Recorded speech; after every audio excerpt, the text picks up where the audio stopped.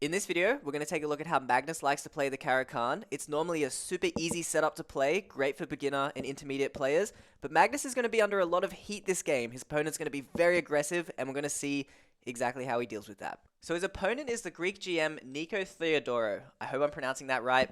And in this game, starts out with the Caro-Kann, just like we're talking about. White plays d4.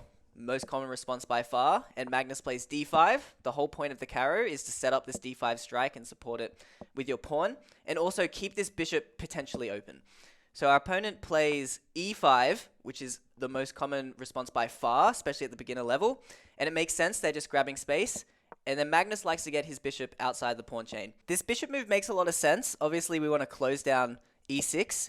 And if you know anything about the French structure, once you close off this bishop, and if the bishop is on one of these two squares, it's not doing too much. So Magnus likes to keep it active, but there's two main downsides to this. The first one is you leave behind the b7 square as a weakness. So for example, if the queen were ever to get b3, that could be a bit annoying, and you have to keep an eye out on that.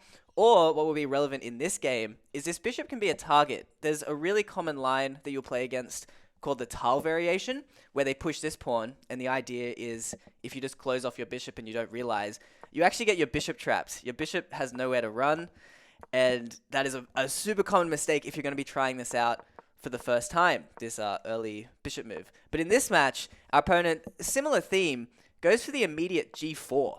So same idea, we're just kicking around this bishop, using it as a target, and getting that early kingside pressure, which has obviously its benefits. You're gaining some space, but its downsides as well. White's going to have a very weak king and a really unique position, so it's going to be a fun game to watch. So Magnus pushes his bishop forward, attacking the rook. White blocks that, again just expanding more on the king side.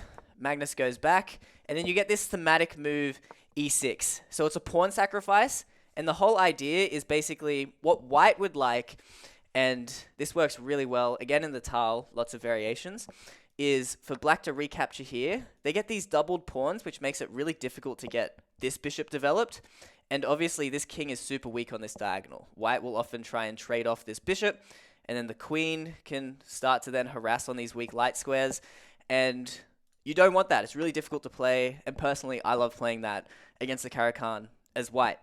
So what Magnus does is this really interesting move, queen d6. And the whole idea is he's trying to provoke white to be the one to take, because Magnus can take back with his bishop, and his king will be relatively safe. Obviously, the queen is attacking.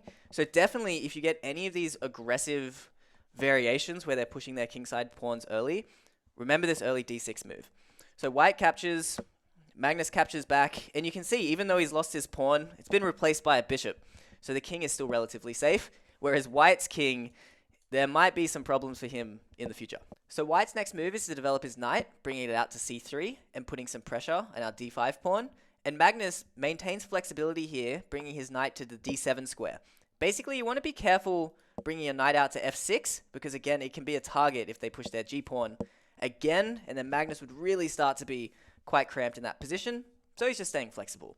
White then continues his advancement, pushing the f-pawn further, and Magnus now decides to strike, pushing his own h-pawn to h5. Obviously, these pawns are starting to possibly get a bit overextended, so Magnus is having some counterplay, and black's king is very safe in the center. This game is going to be very explosive. Both kings aren't particularly safe on either side of the board, so this is the whole idea of the h-pawn push. White then closes that down, pushing his pawn further, just gaining some more space. And then Magnus pushes his e-pawn, just preparing to get his bishop a nice developing square. We have knight f3 from our opponent. Makes sense, normal developing move. Magnus develops his other knight to the only square available. And then we have bishop d3 from our opponent. Magnus's next move is to continue to push his h-pawn all the way to h4. This has a few effects. It opens up the space for the bishop, which might be helpful later. It also blocks the knight from jumping itself to that square, which it would love to possibly get more active in the future. So multi-purpose move from Magnus. We then have white castling, which looks a bit suspect, but in reality, the position is relatively closed. Black doesn't have any pawn breaks on the king side, so white's completely safe to do this, at least for now.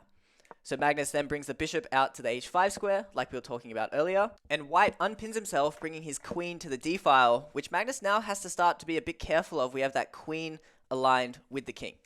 So Magnus then solidifies this bishop in place, pushing his g-pawn, and also stopping this potential f-pawn break, which, like we were talking about, could have been bad now that this x-ray is potentially set up.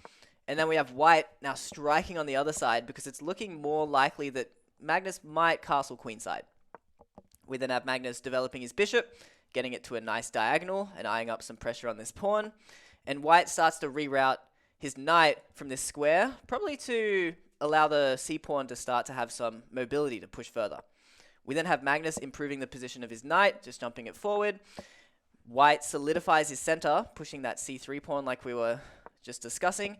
And now Magnus decides to go for this c-pawn break, which looks a bit crazy. Again, Magnus probably would have loved to castle queenside, but his king won't really have a safe square ever. And the main point of this c-pawn push is this knight actually has nowhere really to go. It can't go to that square, can't go to that square. I think Magnus just didn't like the idea of taking too long to go to going this route either, especially with the potential of the bishop just trading off the knight.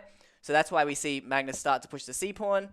Again, just putting more pressure on that pawn. So white decides to take, and Magnus gets this knight into the game.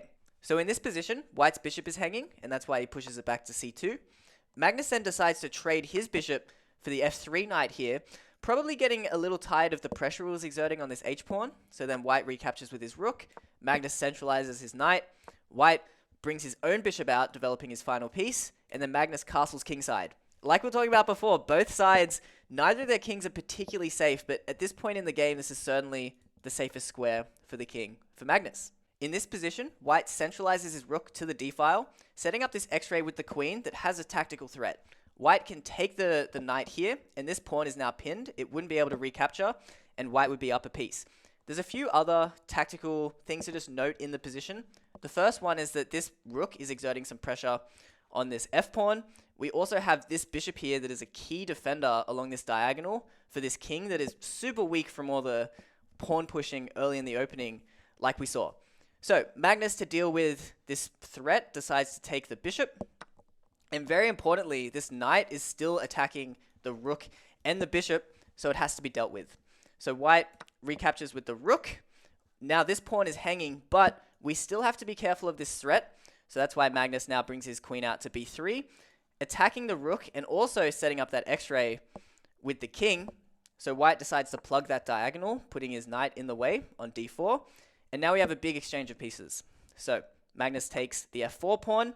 And now for white to equalize material, he has to then trade the knight for the bishop. We have recaptures. All the pieces are traded there.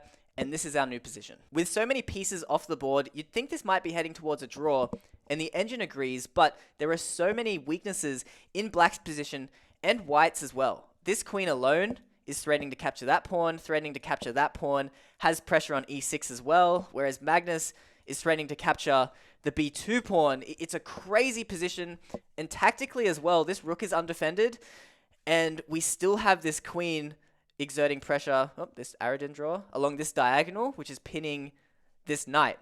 So Magnus decides to exploit this pin, pushing his e-pawn, and then white decides to counterattack the queen, pushing the a-pawn, and Magnus brings it to the d-file. It's setting up a discovery with the queen, but also, like we mentioned, this white rook is undefended, so it's a bit of a standoff, and it's tough to see who will come out on top. White then decides to counterattack the rook, bringing his queen to this very active b7 square, but again, it's starting to get very chaotic. This knight is still under attack, and still pinned, because queen is exerting pressure on that rook. So then Magnus brings his rook to the d-file, coordinating his pieces. And in this position, white has only a single move to stay into this game. They need to find the move rook f1. This sets up this crazy line where if you take the knight, the queen swings into f7, the king is forced to h8, then the rook comes down to f4, setting up this checkmate threat. So black would have to sack the queen, and you have this, again, still crazy position, queen against bishop and rook, and it would actually be great for white. But white isn't able to find this position. They have a similar idea. They instead go to the e-file, and this turns out to be a massive blunder. The idea was that after black recaptures, white wanted to infiltrate with his rook, but the problem is the bishop can just move to f8. It still controls this really important g7 square, and because the rook is in front of the queen on this file, it's not as useful with checkmating patterns. And white decides to throw in this check on b3. Magnus just calmly blocks. And then in this position, white just realizing massive blunder, he's lost his knight, this pawn is still a problem. He just decides to resign. If you enjoyed this video, please remember to like and subscribe. It helps out a ton. And if you enjoyed watching Magnus and how he plays the Caro-Kann, you might like the video on top of me now, which is how Magnus deals with the fried liver.